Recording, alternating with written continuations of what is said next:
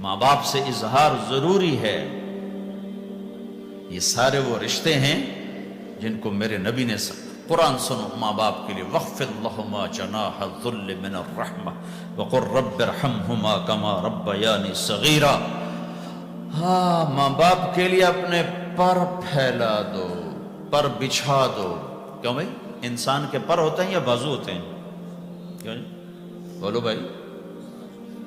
باجو، تمہاری گجراتی میں بولوں باجو، باجو ہوتے ہیں نا، پر تو نہیں ہوتے نا، لیکن اللہ کہہ رہا پر بچھا دو، اپنے ماں باپ کے لیے پر بچھا دو۔ پر بچھانے کا کیا مطلب؟ میں بتایا کرتا ہوں کہ اس آیت کو کسی تفسیر سے میں نہیں سمجھا، نہ کوئی تفسیر والا یہ تفسیر کی طرف جائے گا۔ یہ جو میرا کالج کا ایک دور ہے، ایک تبلیغ کا دور ہے۔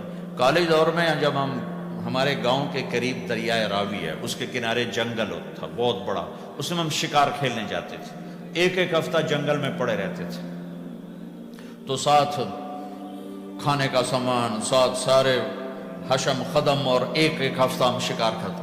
تو وہ تیتر کو لگتا تھا نا چھرا، وہ چھرے لگتے تھے تو گرتا تھا، تو یوں اس کے پر یوں ہو جاتے تھے، میرے آنکھوں کے سامنے وہ تیتر نظر آ رہے ہیں، وہ یوں ایسے کرتے تھے اور یوں گردن ٹیڑھی ہوتی تھی، اور اس کا مطلب یہ ہوتا تھا کہ اب میں تیرے بس میں ہوں، ذبح کر یا چھوڑ دے، میرا بس ختم ہو چکا۔ تو آئے ہائے ہائے، قربان جاؤں قرآن کی خوبصورتی پر۔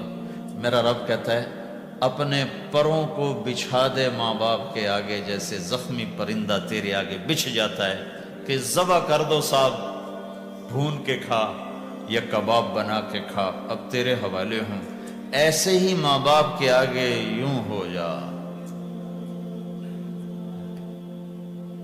کیا خوبصورت تعبیر کی ہے۔ لا تقل لهما اف، اون بھی نہ کر۔ آپ نے فرمایا کاش میرے والدین ہوتے، تمنا کی۔ 2 مہینے کے تھے ماں کے پیٹ میں تو باپ کا انتقال ہو گیا، یا اور نہیں تو میری ماں تو ہوتی، میری ماں تو ہوتی۔ اور میں عشاء کی نماز کے مصلی پہ کھڑا ہوتا اور میں سورۃ فاتحہ شروع کر چکا ہوتا، اور ادھر سے میری ماں کہتی محمد، تو میں ماں کے لیے نماز توڑ دیتا، میں کہتا لبیک یا اماں۔ حج کا سفر ہے، 63 سال عمر ہے، ماں کو فوت ہوئے 57 سال گزر چکے ہیں۔ آپ حاجیوں کے ساتھ ابوا سے گزرتے ہیں، 10 میل آگے بستی ہے، پہلے قبر آ جاتی ہے۔ آپ نے احرام باندھا ہوا ہے، سر ننگا ہے، اپریل کا مہینہ ہے، ماں کی قبر سے گزرے 57 سال میں آدمی کیا کچھ نہیں بھول جاتا، لیکن میرے نبی کے دل کا زخم اسی طرح بھرا نہیں ہے، اسی طرح تازہ ہے۔ آپ اونٹنی سے اتر گئے اور ماں کی قبر کے سرانے آ کے یوں بیٹھے، گھٹنے اٹھائے اور ہاتھ یہاں رکھے اور سر دیا گھٹنوں میں ایسے، اور یوں سر نیچے کر کے جو روئے ہیں جیسے چھوٹے بچے روتے ہیں۔ آپ نے دیکھا چھوٹے بچے گھروں میں ایسے روتے ہیں، ایسے ہم بھی بہت روئے اس طرح منہ گھٹنوں میں دے کر، تو میرے نبی گھٹنوں میں منہ دے کر جوں روئے جوں روئے جوں روئے، کئی گھنٹے روتے رہے۔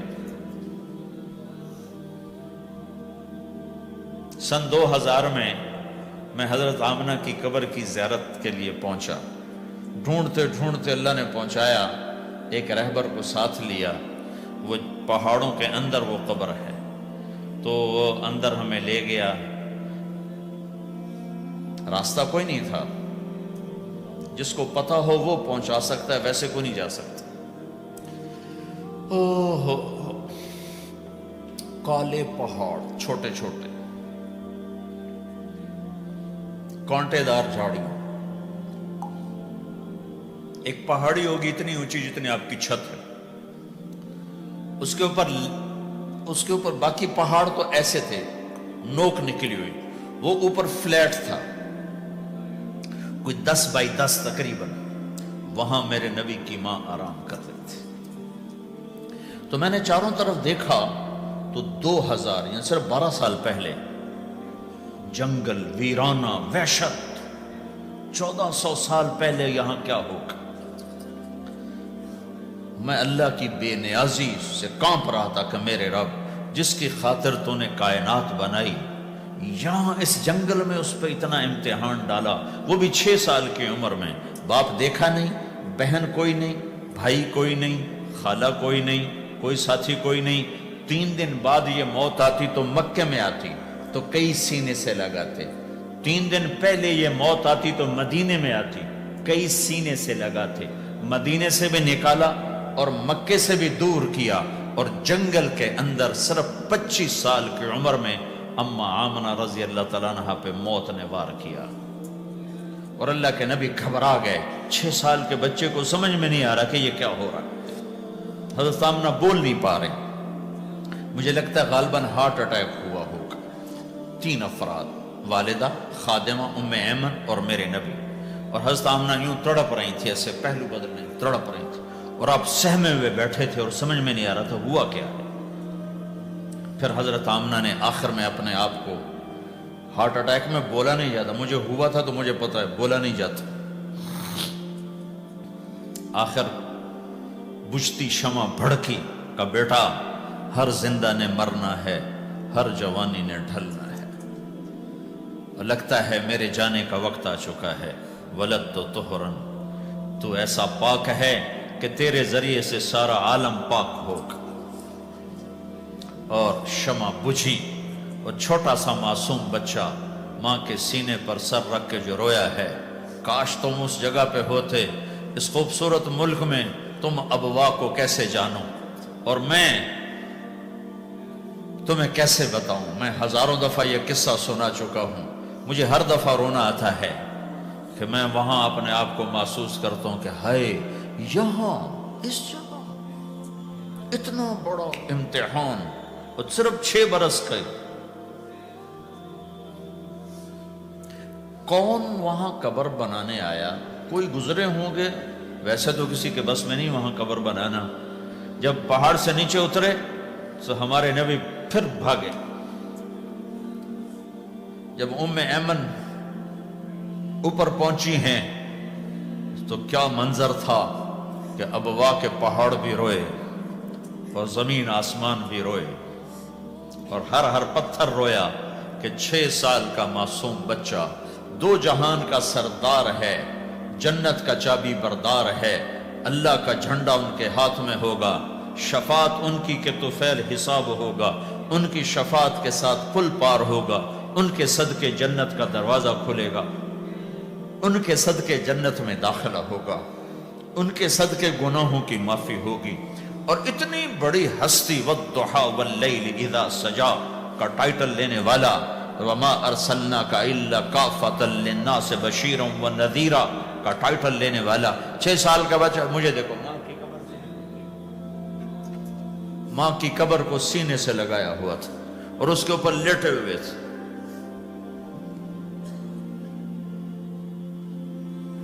جب حضرت ام ایمن پہنچی ہیں تو اللہ کے نبی کیا کہہ رہے تھے؟ اے میری ماں، تمہیں تو پتا ہے نا تیرے سوا میرا کوئی نہیں تھا، تو مجھے چھوڑ کے کہاں چلی گئی؟ تیرے بغیر کہاں جاؤں گا؟ میرا کون ہے اب تیرے سوا؟ ام ایمن نے اٹھایا کہ مجھے چھوڑ دو، میں کہیں نہیں جاؤں گا، میں اپنی ماں کے سوا کہیں نہیں جاؤں گا۔ کھینچ کے اٹھایا، نیچے لائیں، اونٹنی پہ بٹھایا، 3 راتیں مسلسل روتے روتے یہ سفر ہو۔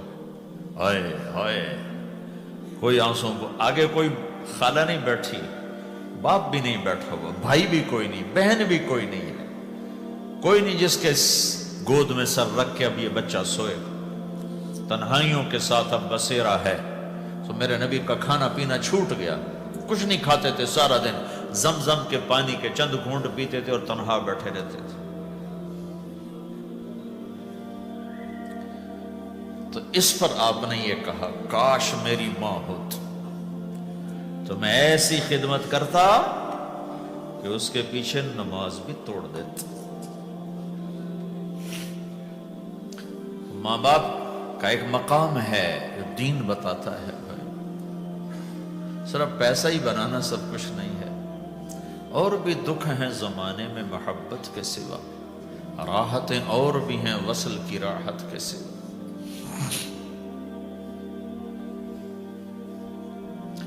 ماں باپ کا ایک مقام ہے، ان کو مقام دو، لیکن ماں کی وجہ سے بیوی پہ ظلم نہ کرو، بیوی کے عشق میں ماں پہ زیادتی نہ کرو۔ یہ گھر کی معاشرت ہے، یہ گھر کی زندگی ہے۔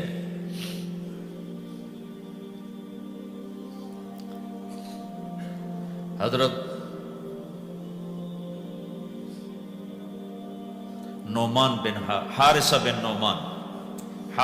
نعمان، دو صحابہ کے بارے میں آتا ہے کہ جیسی انہوں نے ماں کی خدمت کی اور کسی نے نہیں کی، ایک حضرت عثمان، ایک حارثہ بن نعمان۔ حارثہ بن نعمان کے بارے میں تو آپ نے کہا میں جنت میں گیا تو میں نے قرآن کی تلاوت سنی، تو میں نے کہا یہ کون تلاوت کر رہا ہے؟ کہا جی حارثہ۔ کہا حارثہ تو مدینے بیٹھا ہے، یہاں تلاوت کیسے؟ تمہیں سنانے کے لیے کتنا بڑا سپیکر لگا ہوا ہے، اس ساتویں آسمان پر جنت ہے۔ تو کہا فرشتوں نے کہ جی ماں کی ایسی خدمت کی ہے، جب قرآن پڑھتے ہیں اللہ ساری جنت کو سناتا ہے۔